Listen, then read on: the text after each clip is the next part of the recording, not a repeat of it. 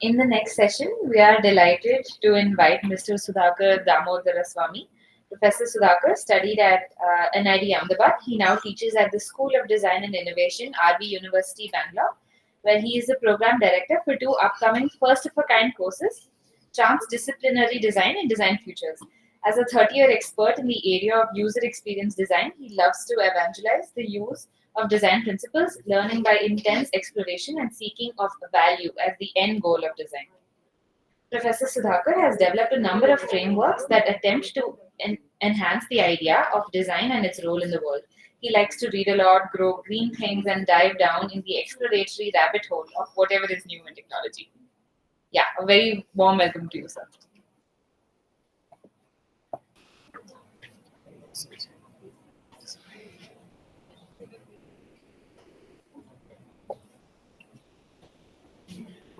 Yeah. Good evening and good afternoon. Thank you for RTCA. Thank you for the opportunity to us. So I'm going to talk about. I'm probably just going to introduce the school at our university, School of Design, right? And I'm also going to talk a little bit about design and expand the notion of what design is. I'm not going to talk so much about the program itself, credit structures and stuff. But that's a conversation we can save for after the talk or later. So we are a young institution. We're 2.5 years old. But back by a very strong legacy, right? And that's a very, very nice place to be. Okay, to be young and to have an open path in front of us, to decide where we want to go and how we want to shape our school.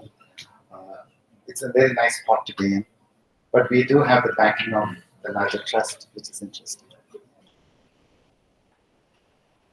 At the university, our schools include a number of schools. I come from the School of Design. I want to spend a moment on her leadership, Dr. Anuradha. She is an architect, by the way. Graduated from TVP and then did her master's in Australia, UNSW. A lot of publications. She's worked with a diverse student cohort across Australia, China, and India. And the reason I dedicate a number of slides to her is the fact that she is a big differentiator. And that's an important differentiator for our school. And I thought it bears mentioning here.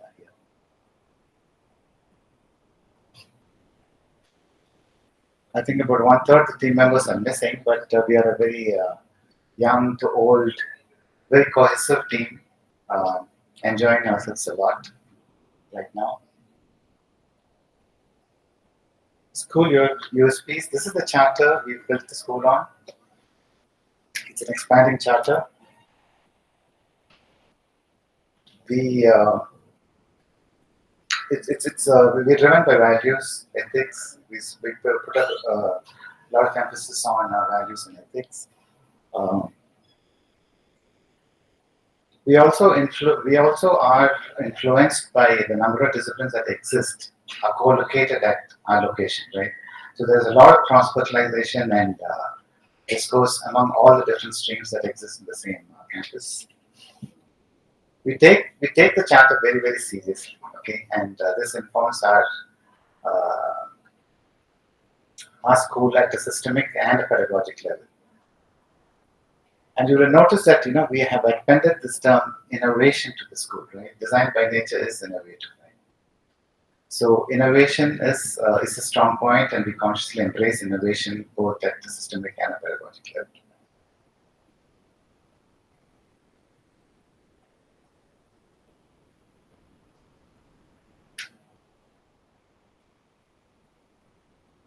We target international paradigms. I mean, that's I think a USP of our school. Okay, we consciously want to reach out into a global footprint. You'll see examples of how we do that as we go along. And since we exist in this university environment, you get to take a minor from any other school that exists. So you can have a minor in psychology or economics or marketing. So you can be a designer with a specialization and a minor specialization in practically any subject that exists in the university. So this I've introduced the school and I've come to the main body of my talk today, okay? And I just want to expand on the notions of design. You probably have some idea of what design is, right? We have furniture design, we have interior design, we design products, we design user interfaces, so we design user experience. But what is the future of design? And are we preparing to head there?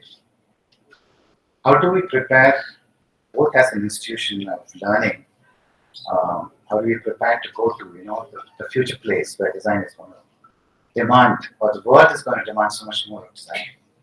Or as a practitioner and a student, how do you prepare yourself for a future-focused tomorrow, right? Can you even anticipate the future? So this is an advertisement I actually saw last week.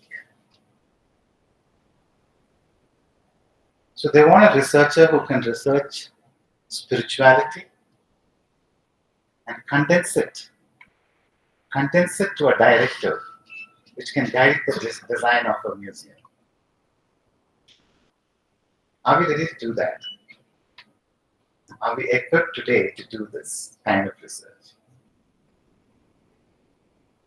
So we have to be ready to cross boundaries, right? So the whole concept, the idea of design has to expand, and that's what I want to spend my afternoon today here.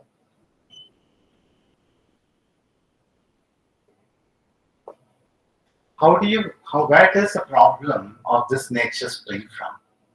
How do you conceive that you want to do a product like this? A third thumb. Is it useful? And what does it do? Is it a human extension? Or is it something that, modifies your brain? It is at the intersection of cognition, it is at the intersection of so many things, right? I mean, manufacturing, because it's printed, 3D printed. It's at the intersection of product design in terms of making something, the mechanics of product design, making something work. It's at the intersection of something that you want to wear and personalize. How does design address all these things?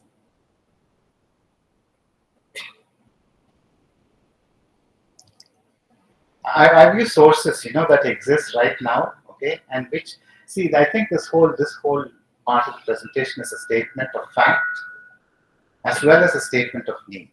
It's a statement of fact that, there is already a demand in a certain directions.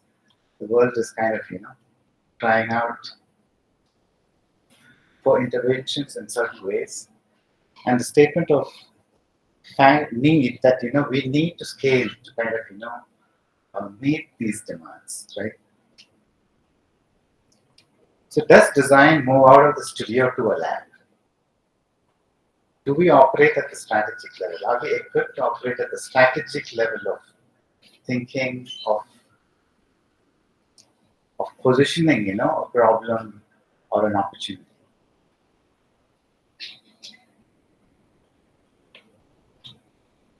Do we think at a holistic societal scale? Can we envision the future of food, for instance? When we talk about livelihoods, you're talking about nutrition, you're talking about taste, you're talking about aesthetic experience, you're talking about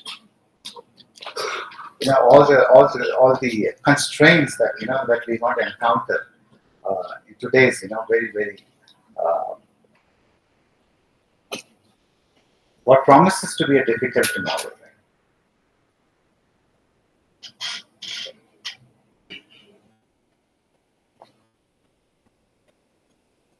Are we willing to work together, not at the national level, but at the global level? Because the problems are common, the solution might actually be different, but there could be commonalities in the different solutions that we encounter or that arise, right, in different locations.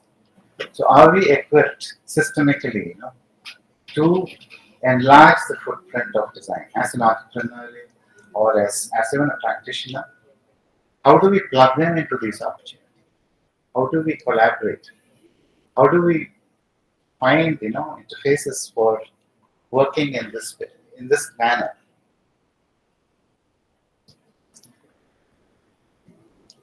Do we really design for the real world?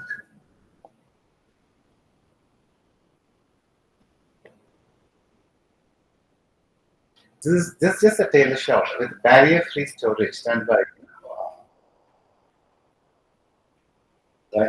an interior firm.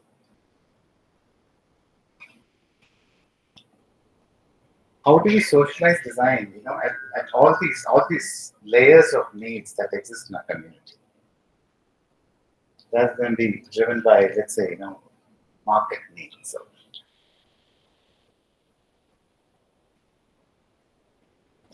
can the designer get entrepreneurial really?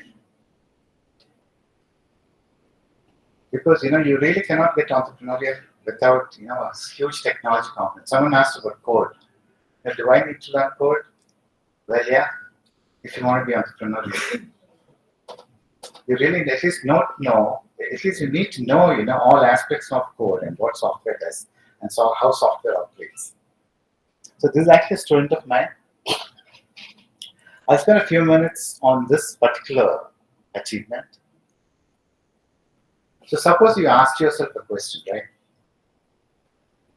Can I design a product that's infinitely recyclable, which can be repaired by the user at will if something fails, which actually gains in material value rather than depreciates? Okay, design a product that actually gains in material value.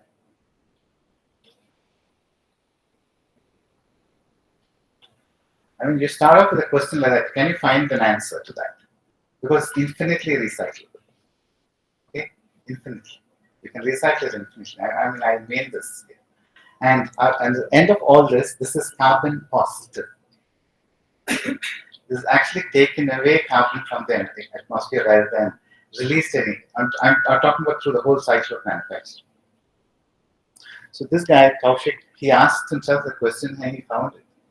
And he found it because because of advanced capabilities that he was able to cultivate within himself, which is to make. He made these products.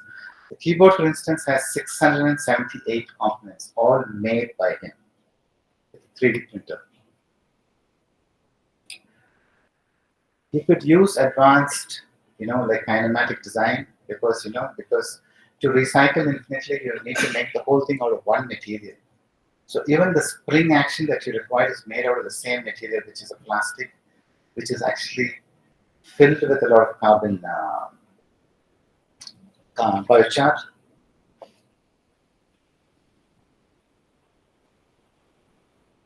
So he mastered mechanics, he mastered material science, he mastered manufacturing, he mastered nature of assembly, and we actually have a product that can actually be, it doesn't degrade. Like the plastic, the polymer that's used here does not degrade with every recycling cycle. And it's not contaminated because it's just the whole thing is made of two materials. 4 stainless steel pins, which are also carbon positive, and all the rest is made of one single other material. He's made 2 products. He's made one keyboard and he's made because he likes to tinker, right? So he wanted this one screwdriver, which is top screwdriver, which is top multiplying screwdriver, with all these bits which you collect one at a time as you need. It's very modular.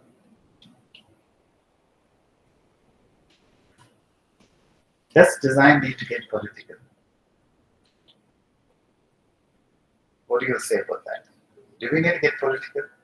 Do we need to kind of enter the power structures that exist and then influence decisions? Because do we have influence at all as designers right now? We've been fighting for influence for the past 50 years. And we're nowhere near any kind of influence, according to me. This is at the border wall between Mexico and USA.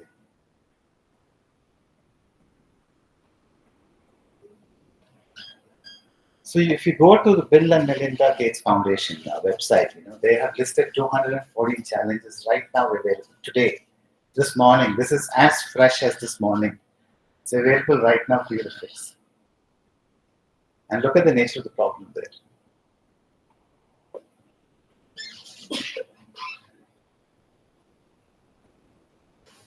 And this requires all disciplines to come together because the wisdom for solving these problems exists everywhere. So how does the transdisciplinarity work? Is there potential for transdisciplinarity? Has someone cracked the way transdisciplinarity actually can be rolled out? Who takes the lead in transdisciplinarity? We can say multidisciplinary, but there has to be someone leading it, right? It cannot be totally democratic.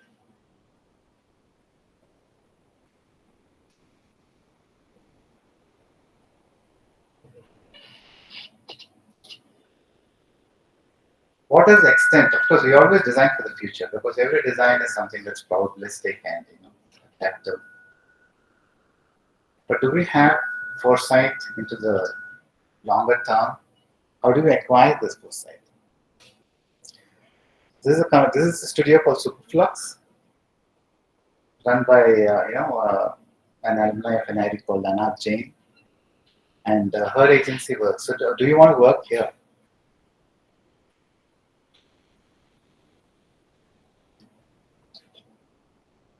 So, this is what we offer at our video. School of Design. 5 tracks. Masters, we just have two masters programs. One is in user experience design, and we're just starting this new program called Research Design Futures this year. Research Design Futures also primes you for a PhD in the event that you want to move to a PhD. We offer a PhD in design. It can be either practice-based or research through design. And we encourage practice-based research. So I'm not getting into the details here for programs. You can actually access it through our websites.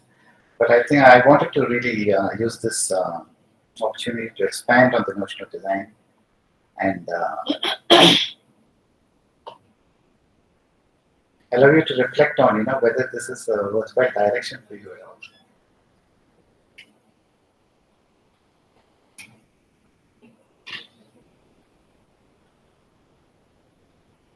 We've actually created our own proprietary model of how design interfaces in the transdisciplinary context. It's first of kind proprietary model.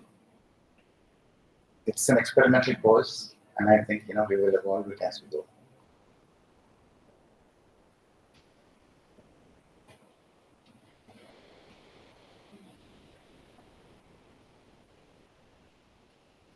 We've had a first conversation this year. We 2.5 years old. The first master students just graduated and they're working. We get a lot of international talks. We connect across boundaries that way, because that brings us perspectives, and that brings us different contexts that we can kind of reflect on. So we had a talk by Patrick Kane, who was doing the interior of the Bengaluru airport, for instance. We had a talk by Dr. Dolly Dow, who works in the area of business innovation. Actually, she actually talked about how do you kind of evolve your own journey as a designer. That's what she talked about. Today morning, just before I came here, we had a talk by Eduardo de la Fonte on texturology. He just discovered, apparently just weeks before, that he was neurodiverse. He and his son, both of them were neurodiverse. And he could connect with a lot of research he was doing in the area of textures. Because neurodiversity, in a sense that he perceives textures much more strongly. So it was a very, very interesting talk just this morning. So the culturescape, just some images to give you an idea of what happens there. But just like in any other design school,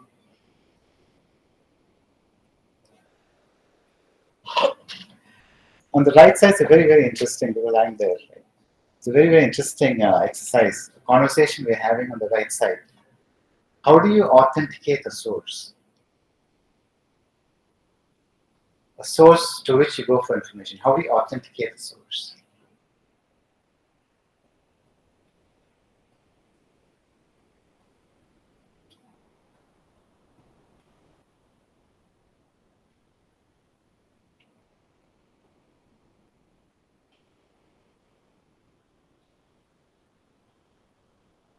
We just finished a completely student-run conference called New Wave 23 just over a week ago.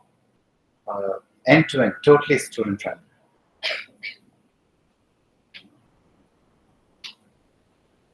We do have workshops every year. 2 weeks of workshops across crafts and usually in the maker space. And that's about it. And more information at the RP website. You're going to have an overlay window saying admissions right now because we open for admissions right now. That's about it from me.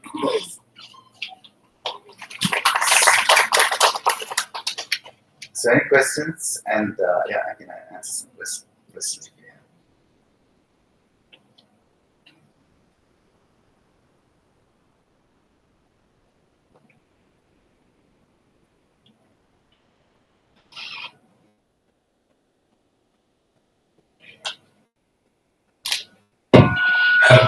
Sir, thanks a lot for the wonderful session.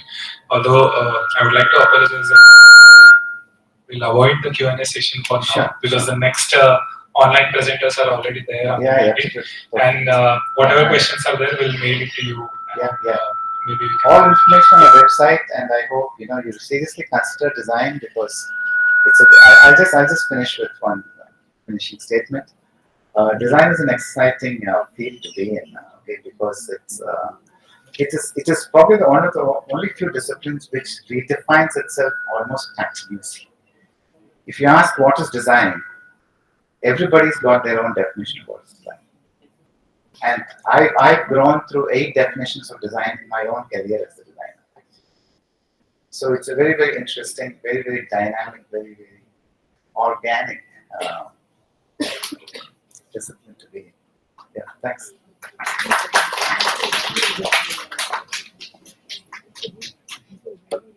Thank you so much, sir. It was a very interesting presentation. We also thank you for taking off time from your schedule for this.